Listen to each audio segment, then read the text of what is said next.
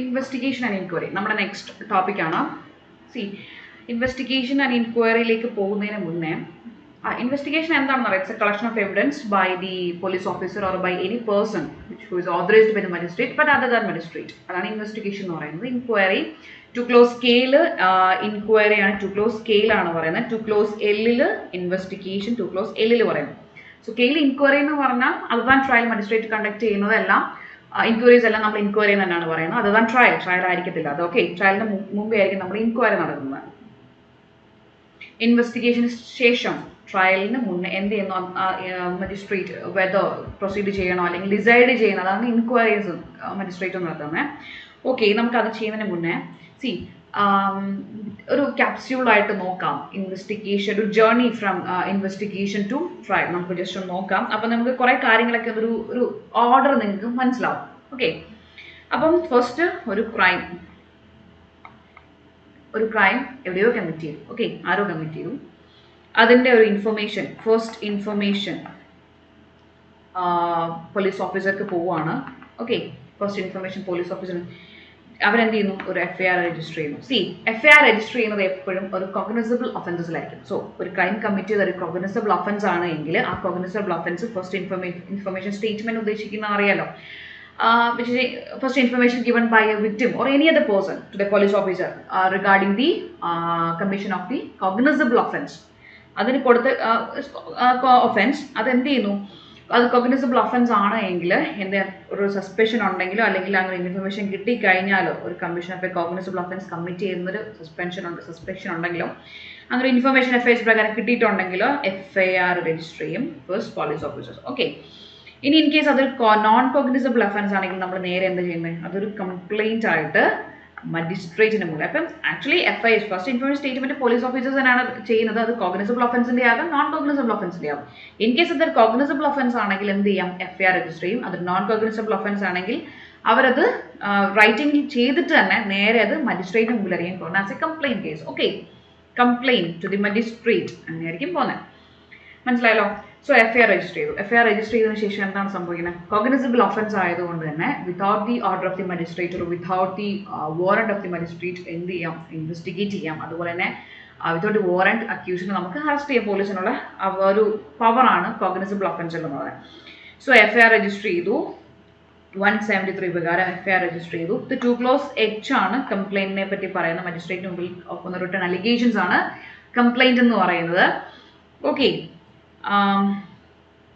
FIR register ശേഷം investigation ഇവിടെയാണ് start ചെയ്യുന്നത്. ഒരു ഇൻവെസ്റ്റിഗേഷൻ ഇനിഷ്യേറ്റ് ചെയ്യുന്നത് ഇവിടെ ആയിരിക്കും. ഓക്കെ, ഇനിഷ്യേറ്റ് ഇൻവെസ്റ്റിഗേഷൻ എങ്ങനെയാണ് തുടക്കം, ഫസ്റ്റ് എന്ത് ചെയ്യും, നമ്മൾ ആ ക്രൈം സ്പോട്ടിലേക്ക് ഇൻവെസ്റ്റിഗേഷൻ ഓഫീസേഴ്സ് പോയി കഴിഞ്ഞിട്ട് അവർ examination of the persons or victims or persons accused with fact and circumstance of case അവരെന്ത് ചെയ്യും, 180 section 180 section 181 and section 183. Section 180 181 പറയുന്നത് examination of this person act with fact of the case അവരെ examine ചെയ്യുക, അവരുടെ statement എടുക്കുക. 183 ഉദ്ദേശിക്കുന്ന confession അല്ലെങ്കിൽ other statements given by the ഒന്നെങ്കിൽ അക്യൂസ്ഡ് ആയിരിക്കാം അല്ലെങ്കിൽ വേറെ ഏതെങ്കിലും പേഴ്സൺസ് ആയിരിക്കാം, വിക്ടിംസ് ആയിരിക്കാം, അല്ല ആരും ആയിരിക്കാം. ഓക്കെ, 183 ഈ പ്രകാരം എന്ത് ചെയ്യുന്നു, കളക്ഷൻ ഓഫ് എവിഡൻസ് അതാണ് ഇവിടെ നടക്കുന്നത്. Collection of evidence by the police officer, collection of evidence. അപ്പോൾ കളക്ഷൻ ഓഫ് എവിഡൻസ് 180 181 183 അങ്ങനെ എടുക്കും. അല്ല എങ്കിൽ ഡോക്യുമെന്ററി എവിഡൻസോ അതുപോലെ തന്നെ scientific evidence like forensic evidence, DNA blood സ്റ്റെയിൻ്റെ എന്തെങ്കിലും ഉണ്ടെങ്കിൽ ഓക്കെ, DNA എവിഡൻസ് അല്ലെങ്കിൽ ഫോറൻസിക് എവിഡൻസ് ഒക്കെ അപ്പോഴായിരിക്കും എടുക്കുക.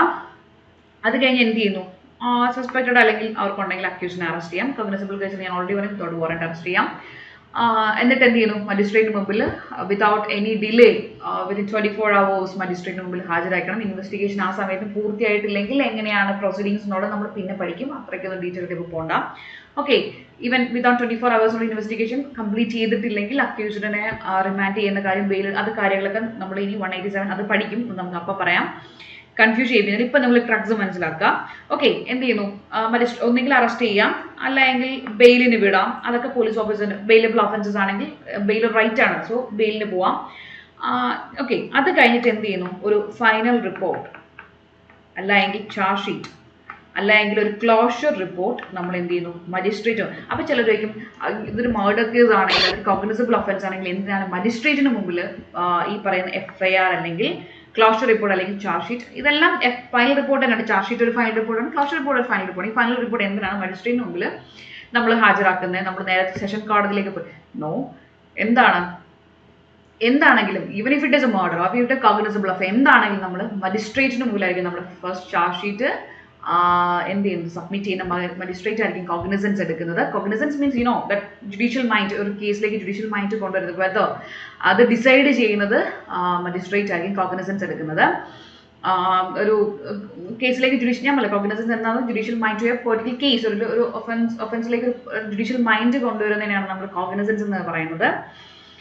അങ്ങനെ കോഗ്നിസൻസ് എടുക്കാൻ മജിസ്ട്രേറ്റിന് മുമ്പിലത്തെ മസ്റ്റ് ഹാജ് അത് that is these final report must submitted before A magistrate. എന്നിട്ട് മജിസ്ട്രേറ്റ് ആണ് എന്ത് ചെയ്യുന്നത് സമൻസ് ഒക്കെ ഇഷ്യൂ ചെയ്ത് കഴിഞ്ഞിട്ട് എന്ത് ചെയ്യുന്നത് നമ്മൾ നേരെ സെഷൻസ് കോടതിയിലേക്ക് ഇത് കമ്മിറ്റ് ചെയ്യുന്നത്. ഓക്കെ, അത് നമ്മൾ വീണ്ടും അതിൽ സെക്ഷൻസിൽ പഠിക്കും. 230, 231 അതിൽ കുറച്ച് കോപ്പീസും കാര്യങ്ങളൊക്കെ, അതായത് ഈ പറയുന്ന എക്സാമിനേഷൻസ് ഒക്കെ ഡീറ്റെയിൽസ് ഒക്കെ അക്യൂസിന് കൊടുക്കേണ്ട കോപ്പിയില്ല, അതെല്ലാം കൊടുത്തു കഴിഞ്ഞ ശേഷം എന്ത് നേരെ എല്ലാം കൂടെ എടുത്ത് സെഷൻസ് കോടതിയിലേക്ക് കമ്മിറ്റ് ചെയ്യുകയാണ് ചെയ്യുന്നത്. ഓക്കെ, ഓക്കെ, അപ്പോൾ നമ്മൾ ഫൈനൽ റിപ്പോർട്ടിൽ ക്ലോഷർ റിപ്പോർട്ട് എന്താണെന്നൊരു ഡൗട്ട് വരാം. Closure report okay, final report actually നമ്മൾ 193 ഡീറ്റെയിൽ ആയിട്ട് ഫൈനൽ റിപ്പോർട്ട് ചാർജ് ഷീറ്റിനെ പറ്റിയൊക്കെ നമ്മൾ പഠിക്കുന്നുണ്ട്. ക്ലോഷർ റിപ്പോർട്ട് എന്ന് പറഞ്ഞാൽ ഞാൻ ജസ്റ്റ് ഒന്ന് വായിക്കാണത്. ക്ലോഷർ റിപ്പോർട്ട്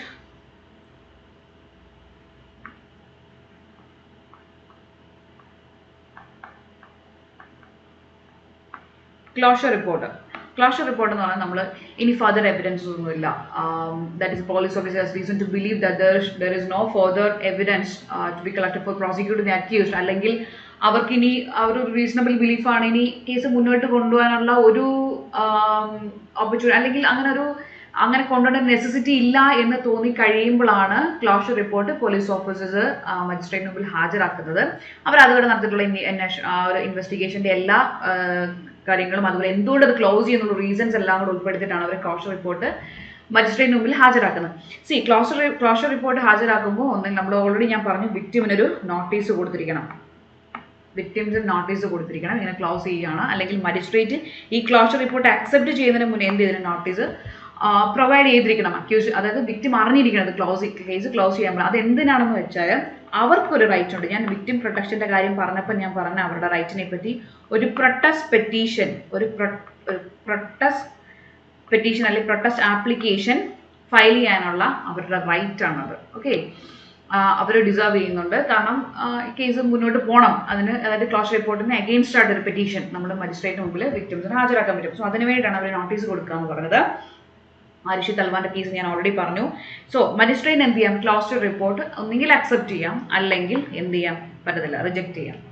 റിജക്റ്റ് ചെയ്താൽ എന്ത് ചെയ്യും, ഒന്നുകിൽ ഫർദർ ഇൻവെസ്റ്റിഗേഷൻ ഓർഡർ ചെയ്യാം, നിങ്ങൾ ബാക്കി അന്വേഷിച്ചിട്ട് പോയാൽ മതി എന്ന് പറയാം, അല്ലെങ്കിൽ എന്ത് ചെയ്യാം കോഗ്നിസൻസ് എടുത്തിട്ട് പ്രോസസ് ഒക്കെ ഇഷ്യൂ ചെയ്യാം, ബാക്കി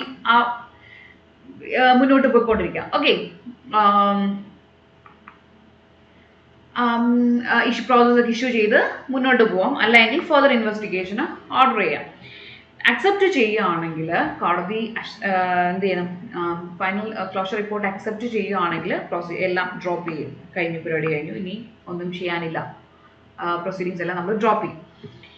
ഇനി ഞാൻ പറഞ്ഞല്ലോ ഫൈനൽ റിപ്പോർട്ട് റിജക്ട് ചെയ്യുന്ന കാര്യം, ഒന്നെങ്കിൽ ഫർദർ ഇൻവെസ്റ്റിഗേഷൻ ഓർഡർ ചെയ്യാം. ഫർദർ ഇൻവെസ്റ്റിഗേഷൻ ഓർഡർ ചെയ്യാനുള്ള റൈറ്റ് എല്ലാം മജിസ്ട്രേറ്റിനുണ്ട്, അത് നമ്മൾ കൃത്യമായിട്ട് ഞാൻ പറഞ്ഞുതരാം. പിന്നെ ഉള്ളത് കോഗ്നിസൻസ് എടുത്ത് മുന്നോട്ട് ഇഷ്യൂ പ്രോസസ് ലൈക്ക് മുന്നോട്ട് പോയിക്കൊണ്ടിരിക്കാം. ഓക്കെ, അപ്പം പിന്നെ ട്രയലാണ്, കോഗ്നിസൻസ് എടുത്ത് കഴിഞ്ഞാൽ പിന്നെ ട്രയലല്ലേ നമുക്ക്. അപ്പോൾ ഇത്ര ഓർത്തിരിക്കുക, ഫസ്റ്റ് ഇൻഫർമേഷൻ റിപ്പോർട്ട് എന്താണ്, ക്ലോഷർ റിപ്പോർട്ട് എന്താണ്, ഫൈനൽ റിപ്പോർട്ട്. ജസ്റ്റ് ആ ഒരു ഓർഡറാണ് ഞാൻ ജസ്റ്റ് നിങ്ങൾക്കൊന്ന് കൺഫ്യൂഷൻ ആക്കേണ്ടത് ജസ്റ്റ് ഒന്ന് പറഞ്ഞു കഴിഞ്ഞാണ് ഓർത്തിരിക്കുക.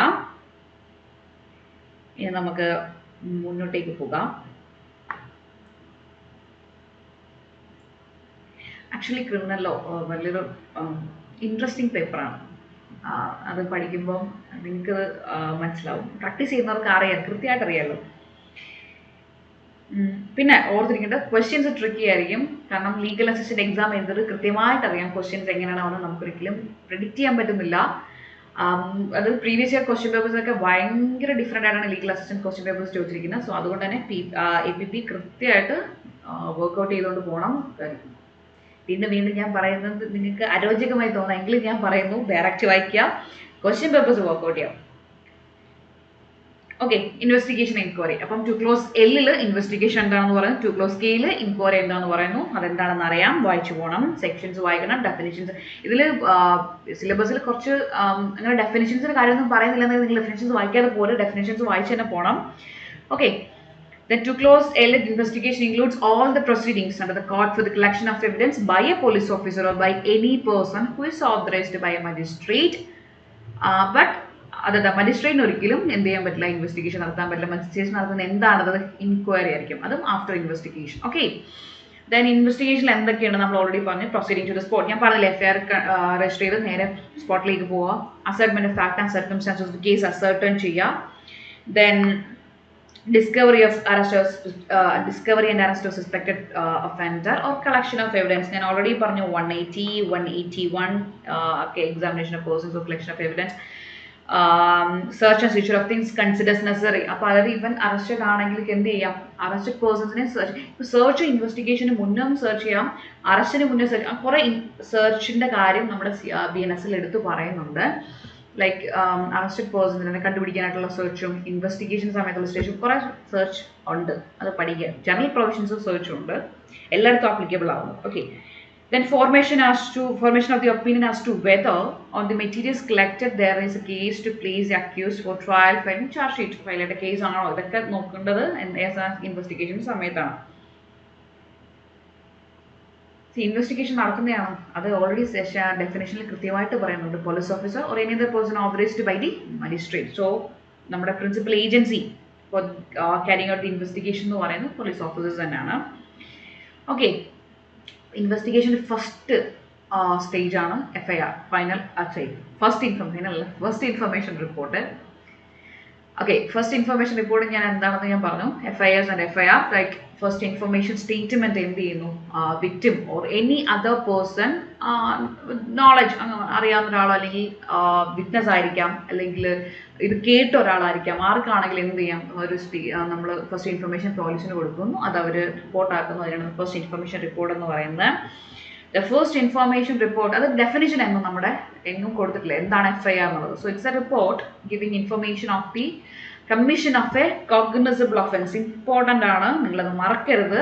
FIR രജിസ്റ്റർ ചെയ്യുന്നത് കോഗ്നിസബിൾ ഒഫൻസിൻ്റെ കേസിലായിരിക്കും.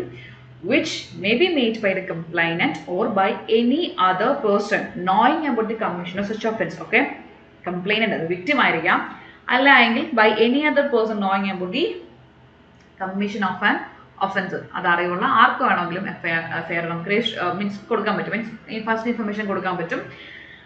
ഓക്കെ, ഇപ്പം പോലീസ് ഓഫീസർ ഡ്യൂട്ടി എന്ന് പറഞ്ഞാൽ രജിസ്റ്റർ ദി FIR. അത് cognizable offence it is mandate. അത് നമ്മൾ ഇമ്പോർട്ടൻ്റ് ഒരു കേസ് ഉണ്ട്, അത് ഒരിക്കലും നിങ്ങൾ മറക്കരുത്. ലളിത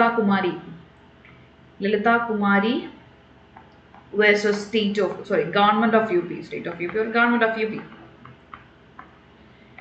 ലളിത കുമാരി വേഴ്സസ് ഗവൺമെന്റ് ഓഫ് UPയുടെ കേസ് ഇമ്പോർട്ടൻറ്റ് കേസ് ആണ്. നിങ്ങൾ FIR പഠിക്കുമ്പോൾ പഠിക്കേണ്ട കേസ് തന്നെയാണ്, ഓർത്തിരിക്കുക ലളിത കുമാരിയുടെ case.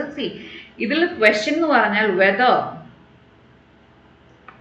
the registration of FIR is mandatory for a cognizable offense.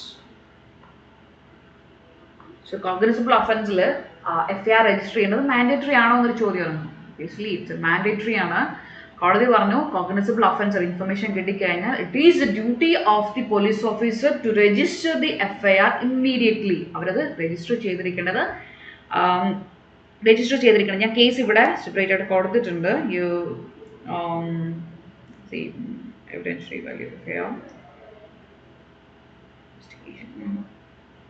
ഞാൻ ആ case Lalithakumari case registration of FIR is mandatory under section 154 of the code. നേരത്തെ അതായിരുന്നു, ഇപ്പൊ നിങ്ങൾ 173 ഓർത്താൽ മതി. Okay, if the information discloses the commission of a cognizable offense and no preliminary inquiry is permissible in such situation. അവിടെ preliminary ഇൻക്വയറിയുടെ ഒന്നും ആവശ്യമില്ല. Cognizable offence തന്നെ എഫ്ഐആർ രജിസ്റ്റർ ചെയ്യുക എന്നുള്ളത് പോലീസ് ഓഫീസേഴ്സിന്റെ ഡ്യൂട്ടിയാണ്. ഈ പ്രിലിമിനറി ഇൻക്വയറി ഒക്കെ എന്താണ് അങ്ങനെ ഒരു ഇത് കൊടുത്തിരിക്കുന്നത് നമ്മൾ 173 പഠിക്കുമ്പോൾ സെക്ഷൻസ് വായിക്കുമ്പോൾ കൃത്യമായിട്ട് മനസ്സിലാവും. See if the information receive does not disclose a cognizable offence അല്ല എങ്കിൽ എന്ത് ചെയ്യാം?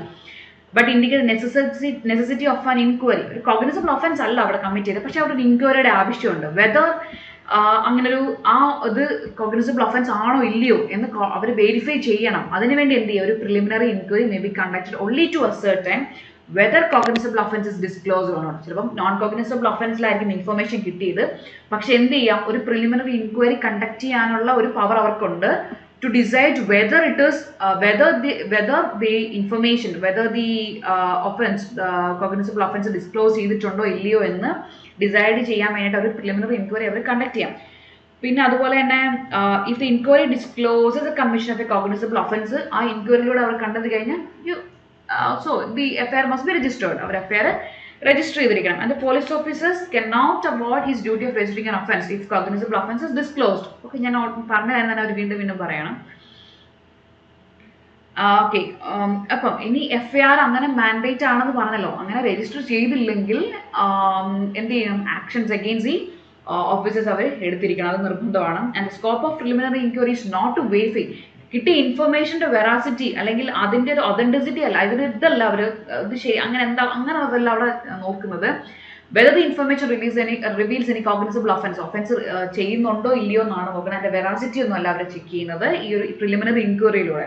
ഓക്കെ, പിന്നെ കൂടുതലും ഈ പ്രിലിമിനറി ഇൻക്വയറീസ് നമ്മൾ നടത്താൻ ഉദ്ദേശിക്കുന്നതെന്ന് പറഞ്ഞാൽ matrimonial dispute, family dispute, commercial dispute, medical negligence cases, corruption cases, അത് ഓർത്തിരിക്കുക കേട്ടോ, അത് ഇമ്പോർട്ടൻ്റ് ആണ്.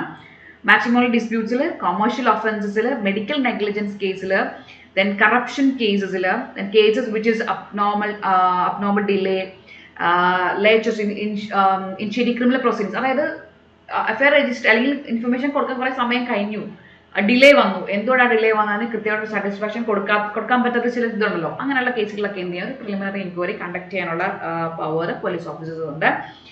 Then while ensuring and protecting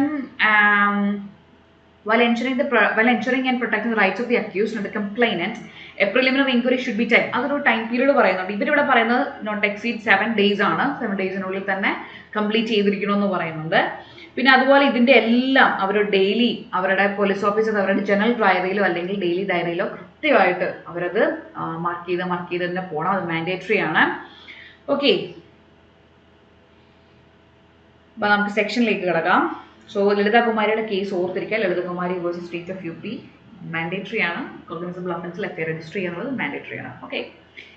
okay then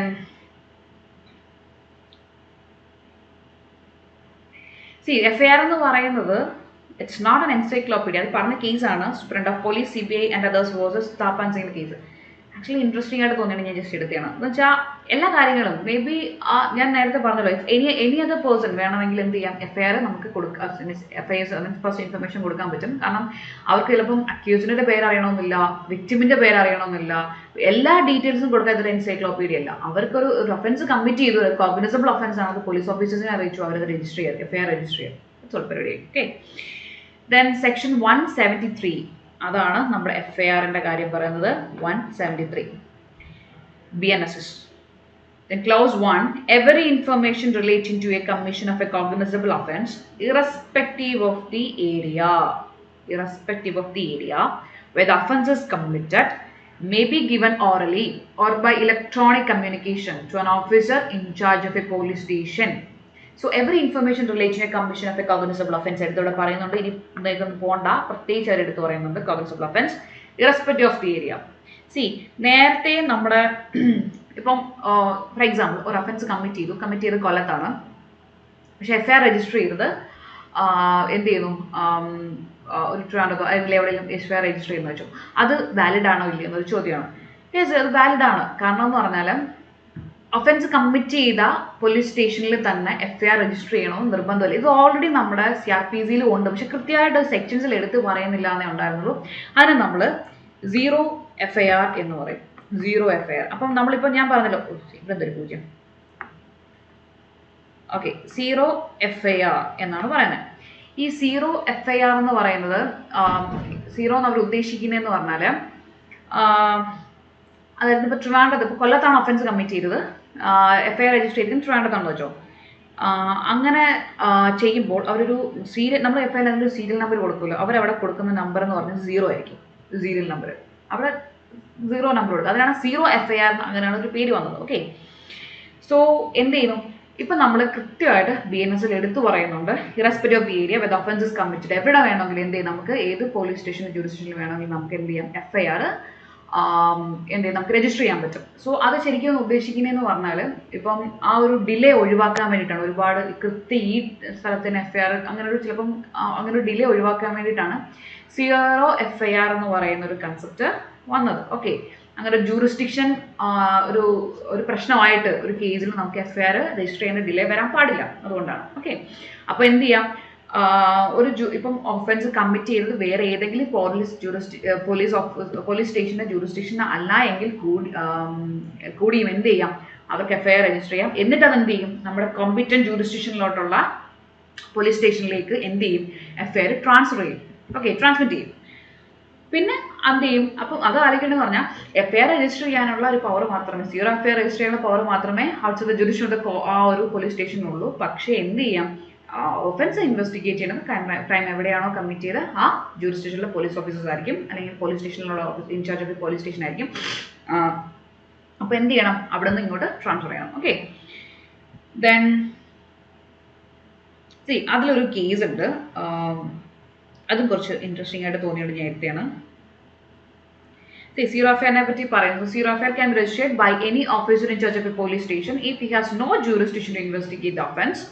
In such FIR ന്റെ serial number എന്ന് പറഞ്ഞാൽ അവരെപ്പോഴും put 0 and such FIR is forwarded to the competent investigation officer of a police station. Okay, then Manoj Sharma, Manu versus state of NCT Delhi. Here ഇവിടുത്തെ നിങ്ങൾക്ക് just മനസ്സിലാക്കാൻ വേണ്ടി ഞാൻ ഈ കേസ് എടുത്തത്. ഇവിടെ ഒരു കമ്മിറ്റ് ചെയ്ത് ഒഫൻസ് കമ്മിറ്റ് ചെയ്തതെന്ന് പറഞ്ഞാൽ സെക്ടർ 1 നോയിഡയിലാണ് ഒഫൻസ് കമ്മിറ്റ് ചെയ്തത്. പക്ഷേ and not with the jurisdiction of PS no Ashok Nagar. ഇത് വേറൊരു ഓർത്തിരിക്കുക, ജസ്റ്റ് കമ്മിറ്റ് ചെയ്തത് ഇവിടെയാണ്, ഒഫൻസ് കമ്മിറ്റ് ചെയ്തത് ഈ ഒരു പോലീസ് സ്റ്റേഷൻ്റെ ജൂറിസ്ഡിക്ഷനിലാണ്.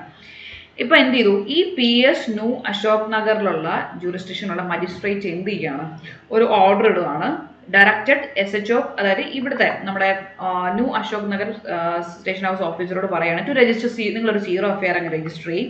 എന്നിട്ട് direct to transfer the same to the concern police station having jurisdiction matter has provided. ഇവരോട് പറഞ്ഞു നിങ്ങൾ എന്ത് ചെയ്യും, നിങ്ങൾ ഒരു സീറോ FIR രജിസ്റ്റർ ചെയ്തിട്ട് നേരെ അത് ഇങ്ങോട്ടേക്ക് ട്രാൻസ്ഫർ ചെയ്യാൻ ആര് ഓർഡർ ചെയ്യുന്നു, മെട്രോപൊളിറ്റൻ മജിസ്ട്രേറ്റ് അവിടുത്തെ ഓർഡർ ചെയ്യാണ്. പക്ഷേ ഇതിൽ ഡൽഹി ഹൈക്കോടതി എന്ത് ചെയ്തു, ഈ ഒരു ഓർഡർ ക്വാഷ് ചെയ്യാണ്. ഹൈക്കോടതി പറഞ്ഞു ഓൺ വാട്ട് ജൂറിസ്ഡിക്ഷൻ, അല്ലെങ്കിൽ ഓൺ വാട്ട് പവർ ഇങ്ങനെ ഒരു മജിസ്ട്രേറ്റ് ഇങ്ങനെ ഒരു ഓർഡർ നിങ്ങൾ എന്ത് പവറിലാണെന്നാണ് ഒരു ക്വസ്റ്റ്യൻ. ലൈക്ക് എന്താ പറയുക, unlike in respect of offence committed within the territorial jurisdiction of the police station, thus even if the offence may have committed beyond the territorial jurisdiction of the police station, the officer in the police station would still register FIR and investigate thereon. However, a magistrate under 156 clause 3, അത് നമ്മൾ പഠിക്കും ഇങ്ങോട്ട് വരുമ്പം, 150 clause 3 ഇപ്പോൾ ഇത് CRPCയുടെ സെക്ഷനാണ്, അപ്പോൾ അതില്ല. അപ്പോൾ നമ്മൾ ഇങ്ങോട്ട് വരുമ്പോൾ പഠിക്കാതെ എന്തോ അവിടെ കൊടുത്തത്, അത് വെച്ചാൽ നമുക്ക് മജിസ്ട്രേറ്റിന് അങ്ങനെ ഒരു പവർ ഉണ്ട്, ഒരു FIR രജിസ്റ്റർ ചെയ്യാനും ഫർദർ ഇൻവെസ്റ്റിഗേഷൻ ഓർഡർ ചെയ്യാനുള്ളൊരു പവർ മജിസ്ട്രേറ്റിനുണ്ട്. ആ ഒരു പവറാണ് 153 പറയുന്നത്. പക്ഷേ ആക്ച്വലി സീറോ FIR രജിസ്റ്റർ ചെയ്യാനുള്ള ഒരു പവർ, അതായത് അയാളുടെ അത് ഒഫൻസ് കമ്മിറ്റ് ചെയ്തത് ആ മജിസ്ട്രേറ്റിന്റെ ജൂറിസ്ഡിക്ഷനിലല്ല. ഓക്കെ, ആ ജൂറിസ്ഡിക്ഷനിലിരിക്കുന്ന പോലീസ് സ്റ്റേഷനിലും അല്ല. അപ്പോൾ എന്ത് ചെയ്യാൻ പറ്റില്ല, മജിസ്ട്രേറ്റിന് outside the jurisdiction of offence ഒരു ഒഫൻസ് കമ്മിറ്റ് ചെയ്തതിൻ്റെ പേരിൽ തൻ്റെ ജൂറിസ്ഡിക്ഷനുള്ള ഒരു പോലീസ് സ്റ്റേഷനിലോട് പറയാൻ പറ്റില്ല, സീറോ FIR രജിസ്റ്റർ ചെയ്തിട്ട് നിങ്ങൾ ഇൻവെസ്റ്റിഗേറ്റ് ചെയ്യില്ലെങ്കിൽ ആ കേസിൽ ട്രാൻസ്മിറ്റ് ചെയ്യുന്ന ഒരിക്കലും ഓർഡർ കൊടുക്കാൻ പറ്റത്തില്ല. അങ്ങനെ കൊടുക്കുന്നതെന്ന് പറഞ്ഞാൽ അത് വാലിഡ് അല്ല എന്ന് തന്നെയാണ് ആ ഒരു ഓർഡർ ക്വാഷ് ചെയ്തതെന്ന് ഡൽഹി ഹൈക്കോടതി ഈ കേസിൽ പറഞ്ഞത്. So that is, judicial magistrate cannot pass an order for zero FIR by using 156 clause 3 because കാരണം അവരുടെ ബിയോണ്ട് ഇറ്റ്സ് ജൂറിസ്ഡിക്ഷൻ ആണ് മറ്റേ പോലീസ് സ്റ്റേഷൻ ഉള്ളത്, ഈ Noida new Ashok Nagar police station ഉള്ളത് ബിയോണ്ട് ദി ജൂറിസ്ഡിക്ഷൻ, അതായത് ഒഫൻസ് കമ്മിറ്റ് ചെയ്ത ജൂറിസ്ഡിക്ഷൻ അല്ല. അതുകൊണ്ട് തന്നെ പറയാൻ പറ്റില്ല പോയി നിങ്ങൾ സീറോ FIR രജിസ്റ്റർ ചെയ്തിട്ട് ഒഫൻസ് കമ്മിറ്റ് ചെയ്ത ആ പോലീസിലേക്ക് നിങ്ങൾ ട്രാൻസ്ഫർ ചെയ്യുമെന്ന് പറയാൻ പറ്റത്തില്ല. Okay.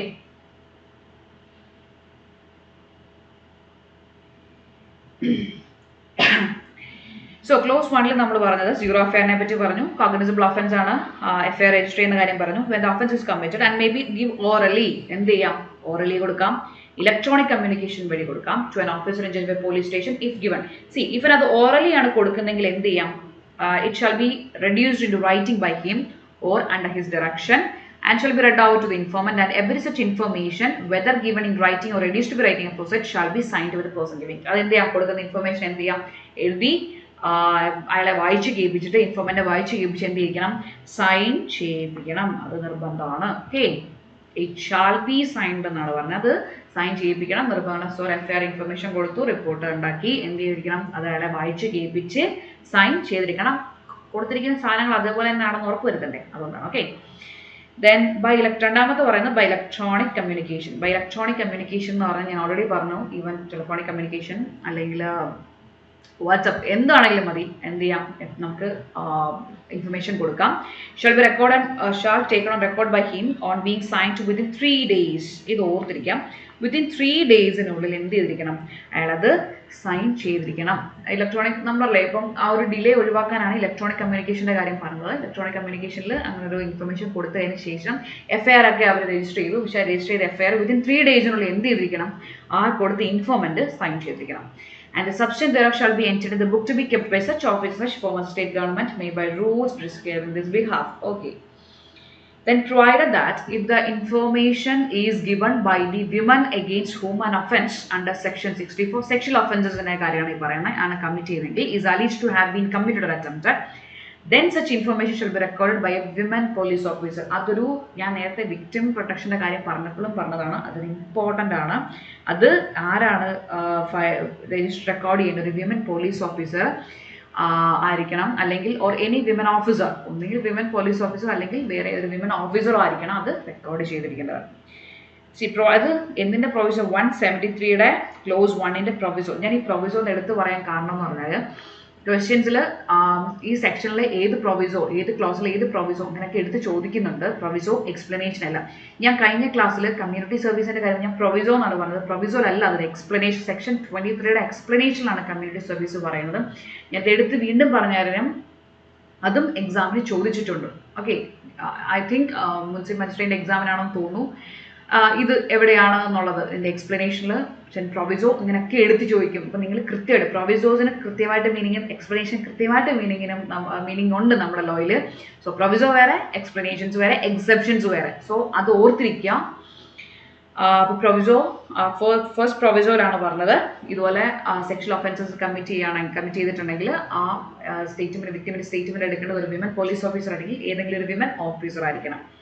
Then provided further that in the event that the person against whom an offence under section 64, 65, 66, 67 then sexual offences commit ചെയ്തിട്ടുണ്ടെങ്കിൽ is alleged to have committed or attempted is temporarily or permanently or physically disabled, temporary ആയിട്ടോ permanently physically disabled ആയിട്ടാണ് ഉള്ളതെങ്കിൽ then such information shall be recorded by a police officer at the residence of the person seeking to report such offence or at convenience place of such person's choice in the presence of an interpreter or special educator. അതായത് ഞാൻ already പറഞ്ഞു, ഇങ്ങനെ ഒരു offence commit ചെയ്തു, temporary, ഇപ്പോൾ vegetarian സ്റ്റേറ്റിലോട്ട് പോകുന്ന ആൾക്കാരുണ്ട്, means Kalodi അല്ലെങ്കിൽ എന്താണെങ്കിലും ഒരു പെർമനൻ്റ് അല്ലെങ്കിൽ ടെമ്പററി ഡിസേബിൾഡ് ആയിട്ടുള്ള ആൾക്കാരാണ് എങ്കിൽ എന്ത് ചെയ്യാം, അത് ആ ഒരു സ്റ്റേറ്റ്മെൻറ്റ് റെക്കോർഡ് ചെയ്യേണ്ടത് ഒന്നില്ലെങ്കിൽ അവരുടെ റെസിഡൻസിൽ ചെന്നിട്ടോ അല്ലെങ്കിൽ അവർ പറയുന്ന അവരുടെ കൺവീനിയൻസ് പ്ലേസിൽ ചെന്നിട്ടോ ആയിരിക്കും. With the presence of an interpreter special educator. ഇപ്പോൾ അവർ പറയുന്നത് നമുക്ക് തിരിയത്തില്ല, അങ്ങനെ കുറച്ച് പ്രശ്നങ്ങളുണ്ടാകും. അപ്പം ചിലപ്പോൾ ആംഗ്യ ഭാഷയിലായിരിക്കും അവർ പറയുക.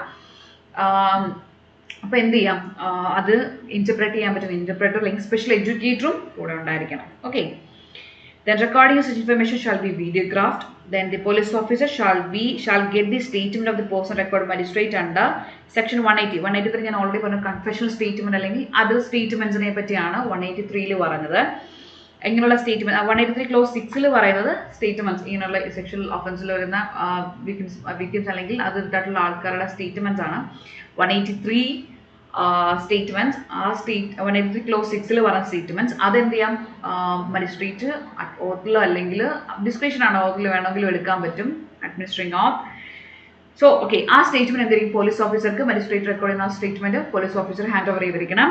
Then a copy of the information as recorded in subsection 1 shall be forwarded free of cost. അത് ഞാൻ victim protection ൽ പറഞ്ഞതാണ് free of cost കൊടുത്തിരിക്കണം. Then clause 3 important.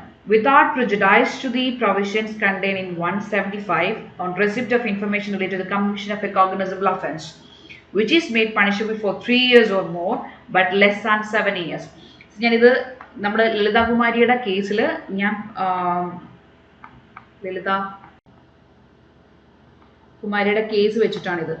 ലളിത കുമാരിയുടെ കേസിൽ ഞാൻ പറഞ്ഞു കോഗ്നിസബിൾ ഒഫൻസ് ആണെങ്കിൽ നിങ്ങൾക്ക് അവിടെ പ്രിലിമിനറി എൻക്വയറിയുടെ ആവശ്യം അങ്ങനെയൊന്നുമില്ല, മാൻഡേറ്റ് ആണ് എഫ്ഐആർ രജിസ്റ്റർ ചെയ്യാന്നുള്ളത്. ബട്ട് അതുപോലെ ഇൻ കേസ് ഇൻഫർമേഷൻ ഒരു കോഗ്നിസബിൾ ഒഫൻസിൽ വരികയാണ് which is made punishable for 3 years or more but less than 7 years, അങ്ങനെ ഒരു പണിഷ്മെന്റ് വരും. ഒരു police officer in charge of police station may with the prior permission of the officer not below the rank of a DSP എന്ത് ചെയ്യുന്നു, നമ്മുടെ ആ ഒഫൻസസിന്റെ nature and gravity നോക്കി. ഞാൻ ഈ പറഞ്ഞില്ല നേരത്തെ ഞാൻ പറഞ്ഞ കേസസിൽ മാട്രിമോണിയൽ ഒഫൻസസ്, ഡിസ്പ്യൂട്ട്, ചില ഡിലേസ് വന്ന കേസസിൽ ഓക്കെ അങ്ങനെയൊക്കെ വരുമ്പോൾ അതൊരു കോഗ്നിസബിൾ ഒഫൻസ് ആണെങ്കിൽ 3 to 7 years വരെ പണിഷ്മെന്റ് കിട്ടുന്ന കേസാണ്. With considering the nature and gravity of the offence അതും കൂടെ കൺസിഡർ ചെയ്തിട്ട് എന്ത് ചെയ്യണം, ഒരു പ്രിലിമിനറി ഇൻക്വയറി കണ്ടക്ട് ചെയ്യാം. അങ്ങനെ കോഗ്നിസബിൾ ഒഫൻസ് ആണോ, ഡിസ്ക്ലോസ് ചെയ്തിട്ടുണ്ടോ ഇല്ലയോ എന്ന് വരുത്താൻ വേണ്ടിയിട്ട് പ്രൈമ ഫേസി കേസ് ഉണ്ടോ. ഓക്കെ, സോ ഇതൊരു പ്രിലിമിനറി ഇൻക്വയറി എന്ന് പറഞ്ഞാൽ നമ്മൾ ലളിത കുമാരിൽ 7 days കാര്യം പറഞ്ഞു, പക്ഷെ അവിടെ അങ്ങനെയല്ല 14 days കംപ്ലീറ്റ് ചെയ്യണം. ഓർത്തിരിക്കണം കേട്ടോ പ്ലീസ്. സോ അതായത് ഇത് ചോദിക്കും, ചിലപ്പോൾ ചാൻസ് ഉണ്ട്. ഇപ്പോഴത്തെ ട്രിക്കി ക്വസ്റ്റ്യൻസ് ആണ്, നമുക്കൊന്നും പ്രെഡിക്റ്റ് ചെയ്യാൻ പറ്റില്ല. അപ്പം നിങ്ങൾ ഈ പറയുന്ന ഡേറ്റ്സ് ഒക്കെ കൃത്യമായിട്ട് നോക്കിക്കൊണ്ട് പോവാം. അപ്പം ഇവിടെ എന്താ പറയുന്നത്, അപ്പോൾ പ്രിലിമിനറി ഇൻക്വയറി നടത്തുന്ന ഏത് കേസിലാണ് cognizable offence punishable with 3 to അല്ലെങ്കിൽ 3 years or more or less than 7 years. അത് ഓർത്തിരിക്കുക. 7 years എന്ത് ചെയ്യാം, എന്തിനു വേണ്ടിയിട്ടാണ് considering the gravity and nature of the offence എന്ത് ചെയ്യുന്നു, ഒരു പ്രിലിമിനറി ഇൻക്വയറി അവിടെ നടത്തുന്നു. Whether there is a prima facie case or not, അത് പ്രൊസീഡ് ചെയ്യണമെങ്കിലൊരു കേസ് ഉണ്ടോ ഇല്ലയോ എന്ന് ഉറപ്പ് വരുത്താൻ വേണ്ടിയിട്ടാണ്. ആ പ്രിലിമിനറി ഇൻക്വയറി എന്ന് പറഞ്ഞാൽ വിത്തിൻ 14 days തന്നെ അത് കംപ്ലീറ്റ് ചെയ്തിരിക്കണം. ഇനി അവിടെ ഒരു പ്രൈമ ഫേസി കേസ് ഉണ്ടെങ്കിൽ proceed with investigation when there is a prima facie case. അവിടെ ഉണ്ട് എങ്കിൽ ഒരു പ്രിലിമിനറി ഇൻക്വയറി 14 ദിവസത്തിനുള്ളിൽ അവർക്ക് മനസ്സിലാവുമല്ലോ. അങ്ങനെ ഉണ്ടെങ്കിൽ എന്ത് ചെയ്യാം, കേസ് പ്രൊസീഡ് ചെയ്യാം. Okay, college. Then close 4. അപ്പം 173 ക്ലോസ് 3ലാണ് ഈ പറഞ്ഞ കാര്യം പറഞ്ഞ ക്ലോസും ഓർത്തിരിക്കുക, സെക്ഷൻസ് ഓർത്തിരിക്കുക, മറക്കരുത്, ചോദിക്കും. Okay, close 4 any person. ഞാൻ പറയുമ്പോൾ നിങ്ങൾ ബാരക്റ്റ് എന്തായാലും നിങ്ങളുടെ കൂടെ എടുത്തുണ്ടായിരിക്കണം, വായിച്ച് പോകണം എൻ്റെ കൂടെ. ഓക്കെ, നോട്ട് ചെയ്യേണ്ടത്. അപ്പം സൈഡിലോട്ട് തന്നെ നോട്ട് ചെയ്ത് കേസൊക്കെ നോട്ട് ചെയ്ത് പോവുക. ഇമ്പോർട്ടൻ്റ് ആയിട്ടുള്ളത് എപ്പോഴും മാർക്ക് ചെയ്യുക, ഹൈലൈറ്റ് ചെയ്യുക. Okay, any person agreed by a refusal on the part of an officer in charge of a police station to record the information referred in subsection 1 may send the substance of information in writing and by post. ഇതും ഒരു important section ആണ്. Important section എന്ന് പറഞ്ഞാൽ ഇതിൽ actually മജിസ്ട്രേറ്റിൻ്റെ വലിയൊരു പവറിനെ പറ്റി ഇത് പറയുന്നുണ്ട്. ഓക്കെ, നമുക്ക് പറയാം. So any person agree with refusal on the part of police. അപ്പോൾ ഇൻ കേസ് ഒരു പോലീസ് ഓഫീസർ റെഫ്യൂസ് ചെയ്യാണ്, എഫ്ഐആർ രജിസ്റ്റർ ചെയ്യാൻ വേണ്ടി ചെയ്യത്തില്ല എന്ന് പറയുകയാണെങ്കിൽ എന്ത് ചെയ്യാം, he can send or he may send the substance of such information in writing and by post. writing by post എന്ത് ചെയ്യാം, SPക്ക് സൂപ്രണ്ട് ഓഫ് പോലീസിന് എന്ത് ചെയ്യാം, അയക്കാം. who if satisfied with such information disclose the commission of a cognizable offence. So അതെല്ലാം കണ്ടു കഴിഞ്ഞ ശേഷം അദ്ദേഹത്തിന് തോന്നുകയാണ് അതൊരു commission of cognizable offence disclose ചെയ്യുന്നുണ്ട് എങ്കിൽ, അല്ലെങ്കിൽ ഒഫൻസ് റിവീൽ ചെയ്യുന്നുണ്ടെങ്കിൽ എന്ത് ചെയ്യാം, shall either investigate the case himself. Police സ്വയമേ കേസ് ഇൻവെസ്റ്റിഗേറ്റ് ചെയ്യാം, or direct investigation to be made by police officer subordinate to him ചെയ്യാം. ഒന്നെങ്കിൽ ഹിംസെൽഫ് ഇൻവെസ്റ്റിഗേറ്റ് ചെയ്യാം, അല്ലെങ്കിൽ സബോർഡിനേറ്റിനെ ചുമതലപ്പെടുത്താം. in the manner provided by the Sanhita. And such officer shall have the powers of officer in charge of a police station. ഒരു officer അപ്പോൾ ഞാൻ already പറഞ്ഞു FIR register ചെയ്യുമ്പോൾ investigation power ആർക്കായിരിക്കും, ആ ക്രൈം കമ്മിറ്റ് ചെയ്തിട്ടുള്ള ജൂറിസ്ഡിക്ഷനിലെ പോലീസ് സ്റ്റേഷനിലുള്ള officer in charge of a police station ആയിരിക്കും. ആ same officer in charge of police സ്റ്റേഷൻ്റെ സെയിം പവേഴ്സ് ആ ഡയറക്റ്റ് ചെയ്യുന്ന ആൾക്കും ഉണ്ടാവും. And in relation to that offence, failing which such aggrieved person may make an application to the magistrate. അതും നടന്നില്ലെങ്കിൽ, അതും ഫെയിൽ ആയിട്ടുണ്ടെങ്കിൽ എന്ത് ചെയ്യാം, നേരെ ഇങ്ങോട്ട് പോവുക, മജിസ്ട്രേറ്റിന് മുമ്പ് ഒരു ആപ്ലിക്കേഷൻ കൊടുക്കുക. ഓക്കെ, അതാണ് 173 ക്ലോസ് 4 പറഞ്ഞത്. ഞാൻ നേരത്തെ നിങ്ങളോട് പറഞ്ഞില്ലേ മജിസ്ട്രേറ്റിന്റെ പവർ, അത് നമ്മൾ ഇപ്പോൾ വരും, അതുകൂടെ പറയാം. ഓക്കെ, ഇൻവെസ്റ്റിഗേഷന് അപ്പോൾ എന്ത് ചെയ്യാം, ഈ ഒരു പവർ വെച്ചിട്ട് മജിസ്ട്രേറ്റിന് എന്ത് ചെയ്യാം, നേരെ എന്ത് ചെയ്യാം, എഫ്ഐആർ രജിസ്റ്റർ ചെയ്യാം. ഇപ്പം മജിസ്ട്രേറ്റിന് തോന്നുവാണ് അവിടെ ഒരു കോഗ്നിസബിൾ ഒഫൻസ് ഡിസ്ക്ലോസ് ചെയ്തിട്ടുണ്ട്, അല്ലെങ്കിൽ ഒരു ഇൻവെസ്റ്റിഗേഷൻ പ്രോപ്പർ തറോ ഇൻവെസ്റ്റിഗേഷൻ്റെ എന്ത് ചെയ്തിട്ടുള്ളത് തറ ഇൻവെസ്റ്റിഗേഷൻ അത് കംപ്ലീറ്റ് ചെയ്യണമെന്ന് തോന്നിക്കഴിഞ്ഞാൽ എന്ത് ചെയ്യാം, നേരെ മജിസ്ട്രേറ്റിന് FIR രജിസ്റ്റർ ചെയ്യാം, ഡയറക്റ്റ് ചെയ്യാം. ഫർദർ ഇൻവെസ്റ്റിഗേഷൻസ് നടത്താനും കൂടി മജിസ്ട്രേറ്റിന് എന്ത് ചെയ്യാം, ഡയറക്റ്റ് ചെയ്യാനുള്ള പവർ 173 ക്ലോസ് 4 പറയുന്നുണ്ട്. ഓർത്തിരിക്കുക, ഇമ്പോർട്ടൻ്റ് ആണ്. ക്വസ്റ്റ്യൻസ് ചോദിക്കാം ചാൻസ് ഉണ്ട്. ഓക്കെ,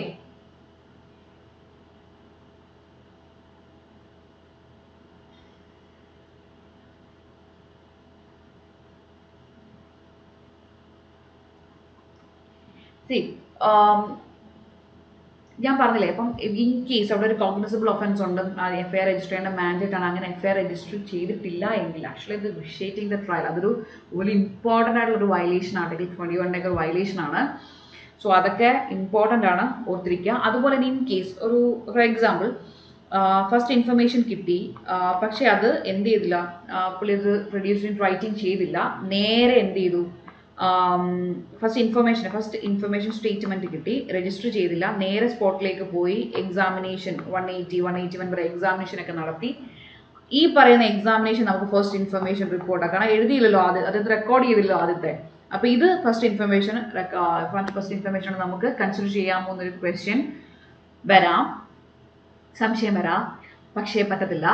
കാരണം ഇതെല്ലാം ഇൻവെസ്റ്റിഗേഷൻ്റെ ഭാഗമാണ്. ഇൻവെസ്റ്റിഗേഷനിൽ വരുന്നതൊന്നും നമുക്ക് FIR, അത് ഫസ്റ്റ് ഇൻഫർമേഷൻ അതല്ല, അതിന് മുന്നേ ഇൻവെസ്റ്റിഗേഷന് മുന്നേ ഉള്ള നമുക്ക് കിട്ടുന്ന ഇൻഫർമേഷനെയാണ് നമ്മൾ എന്ത് പറയുന്നത്, FIR അല്ലെങ്കിൽ FIS ഫസ്റ്റ് ഇൻഫർമേഷൻ സ്റ്റേറ്റ്മെൻറ്റ് അല്ലെങ്കിൽ അത് റെക്കോർഡ് ചെയ്യുന്ന FIR എന്ന് പറയുന്നത്.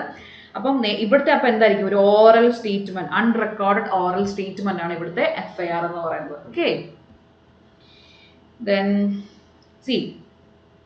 നമ്മുടെ ഇമ്പോർട്ടൻ്റ് ഒരു വളരെ രസകരമായ ഒരു കേസാണ് Sakiri Vasu versus state of UP and അതേഴ്സിൻ്റെ കേസ്, 2007 കേസ്.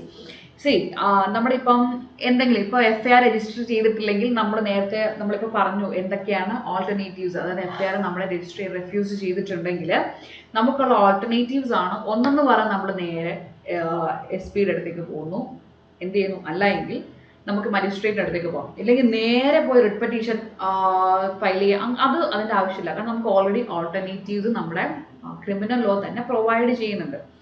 സോ അതാണ് ഈ കേസിൽ പറയുന്നത്. Sakiri Vasu versus state of UP, Markandey Katju, honourable justice Markandey ഗഡ്ജിൻ്റെ ഡിസിഷൻ ആണ്, ഇമ്പോർട്ടൻ്റ് ആണ്, ഓർത്തിരിക്കുക. If a person has grievance in his FIR has not been registered by the police officer under section 154 clause 1 CRPC, his first remedy is to approach the superintendent of police, or other police officer referred in section 36 CRPC.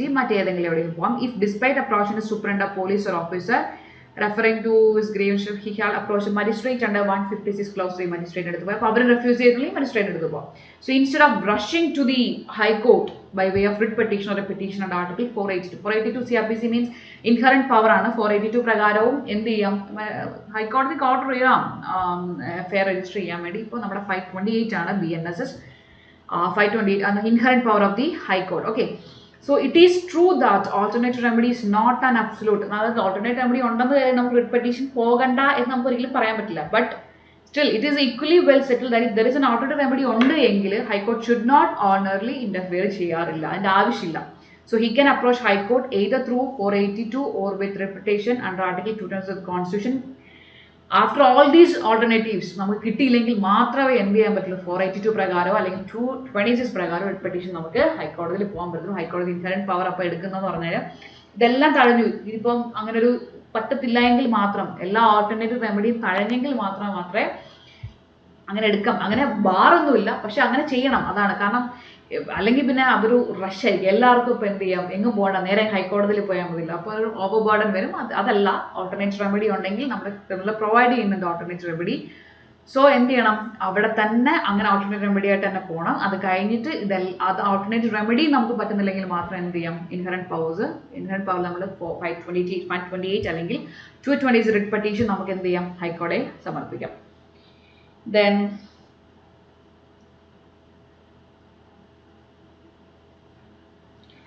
C delaying FIR. ഇപ്പോൾ FIR കൊടുക്കാൻ delay വന്നു എന്ന് പറഞ്ഞിട്ട് ഒരിക്കലും നമ്മുടെ കേസിൻ്റെ അതൻറ്റിസിറ്റി അല്ലെങ്കിൽ ആ ഒരു അതിൻ്റെ ഒരു വെറാസിറ്റി ചോദ്യം ചെയ്യാൻ ഡിലേ വരാം.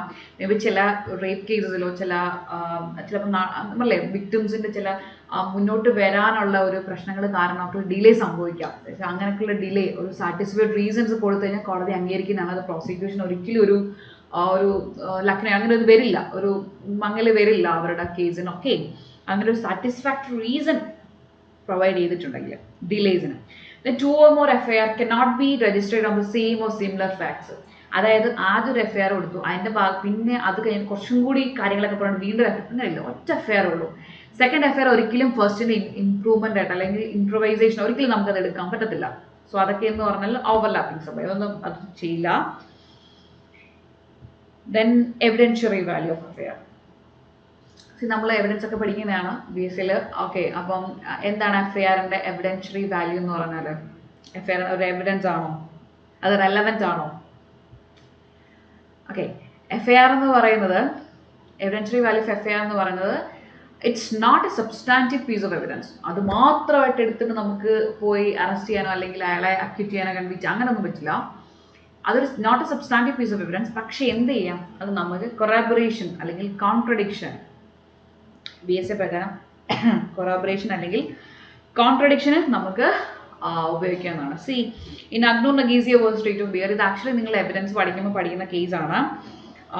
കൺഫെഷൻ്റെ ആ ഒരു സമയത്തൊക്കെ പഠിക്കുന്ന കേസാണ് അഗ്നൂർ നസീവിയ വേഴ്സസ് സ്റ്റേറ്റ് ഓഫ് ബീഹാറിൻ്റെ കേസ്.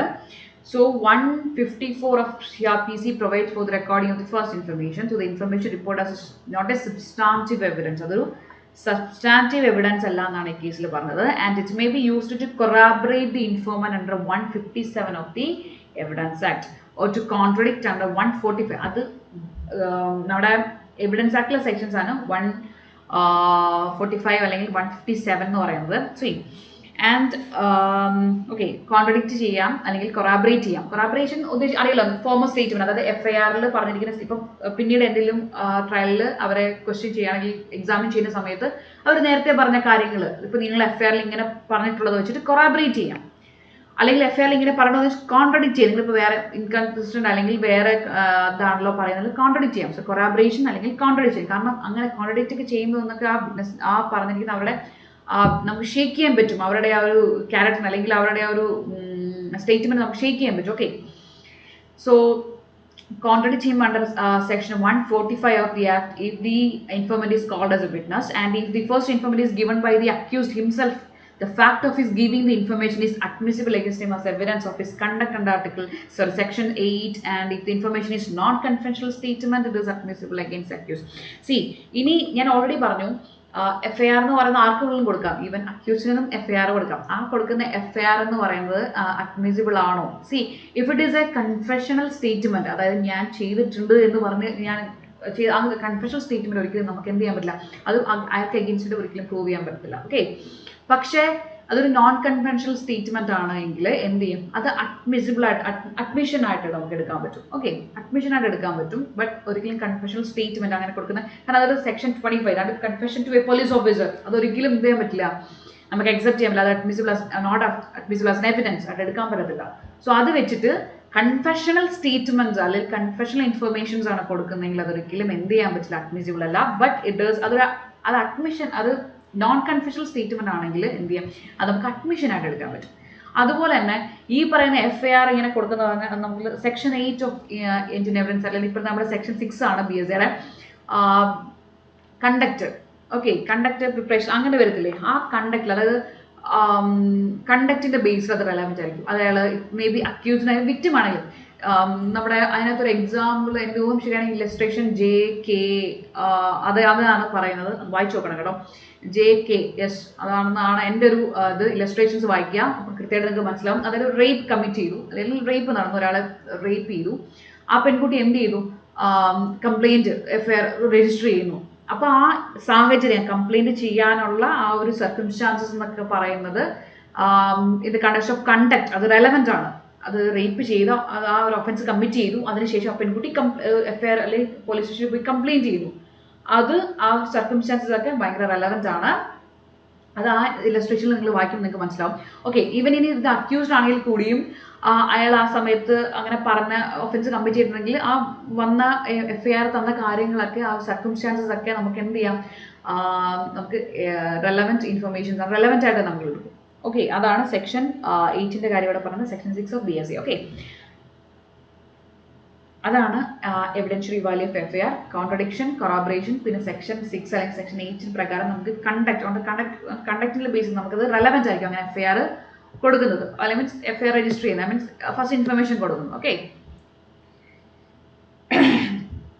സോ FIR ഇതേ ഉള്ളൂ. ഞാൻ എന്തെങ്കിലും മിസ് ചെയ്തിട്ടുണ്ടോ എന്ന് നോക്കട്ടെ. ജസ്റ്റ് FIRൽ ഞാൻ എല്ലാം നമ്മൾ പറഞ്ഞിട്ടുണ്ടോ? FIRൽ ഓക്കെ, മാൻഡേറ്റ് ആണ്. അപ്പോൾ ഇത്ര നിങ്ങൾ ഓർത്തിരിക്കുക. ഇതാണ് FIRന്റെ 173. അത് ഇമ്പോർട്ടൻ്റ് ആണ്. 0 FIRന്റെ കാര്യം. ഇലക്ട്രോണിക് ഈ FIR ഇലക്ട്രോണിക് കമ്മ്യൂണിക്കേഷൻ, അതൊന്ന് ഓർത്തിരിക്കണം കേട്ടോ. ഇലക്ട്രോണിക് കമ്മ്യൂണിക്കേഷൻ വഴി നമുക്ക് FIR കൊടുക്കാം. അത് വിത്തിൻ 3 ഡേയ്സിനുള്ളിൽ എന്ത് ചെയ്തിരുന്നാൽ മതി, സൈൻ ചെയ്താൽ മതി. അതുപോലെ തന്നെ ക്ലോസ് 3ൽ നമ്മൾ പറഞ്ഞ കാര്യം, പ്രിലിമിനറി ഇൻക്വയറിയുടെ കാര്യം, അത് ഓർത്തിരിക്കുക. അതുപോലെ ക്ലോസ് 4 ഇമ്പോർട്ടൻ്റ് ആണ്, ഓർത്തിരിക്കുക. അത് മജിസ്ട്രേറ്റിൻ്റെയും പവർ, അതായത് FIR രജിസ്റ്റർ ചെയ്യാൻ ഓർഡർ ചെയ്യാനുള്ള പവർ, അതുപോലെ തന്നെ ഫർദർ ഇൻവെസ്റ്റിഗേഷൻ, അതെല്ലാം ഇതിനകത്ത് വരും, ഈ ഒരു ഇതിൽ വരും. അത് ഓർത്തിരിക്കുക. 173 ക്ലോസ് 4 ഇമ്പോർട്ടൻ്റ് ആണ്. മജിസ്ട്രേറ്റിൻ്റെ ആ പവർ എന്ന് പറഞ്ഞാൽ ഓർത്തിരിക്കുക. ഓക്കെ.